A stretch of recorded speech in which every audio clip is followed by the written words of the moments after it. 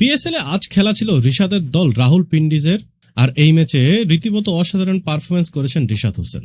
যদিও আজকে দলকে জেতাতে পারেনি রিশাদ, তারপরও রীতিমতো মোটামুটি ভালোই পারফরমেন্স করেছেন তিনি। ভিডিওটি শুরু করার আগে ভিডিওটির লাইক বাটনে প্রেস করে আমাদের 1000 লাইক পেতে সাহায্য করুন।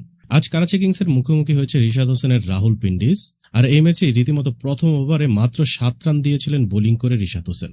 দ্বিতীয় ওভারে অসাধারণ বোলিং করেছিলেন তিনি, তৃতীয় ওভারেও দুর্দান্ত বোলিং করেছিলেন তিনি।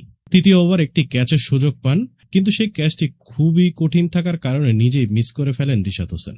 তবে থেমে থাকেননি রিশাদ হোসেন, তারপরের ওভারে বোলিং করতে আসেন এবং দুর্দান্ত বোলিং করেন, কিন্তু মিসফিল্ডের কারণে দুইটি বাউন্ডারি হয়ে যায়, যার কারণে রিশাদ হোসেনকে বেশি রান খোয়াতে হয়। শেষ পর্যন্ত রিশাদ হোসেন 4 ওভার বল করে 38 রান দিয়েছেন। দলের মধ্যে সবচাইতে কম ইকোনমিতে বোলিং করেছেন রিশাদ হোসেনই।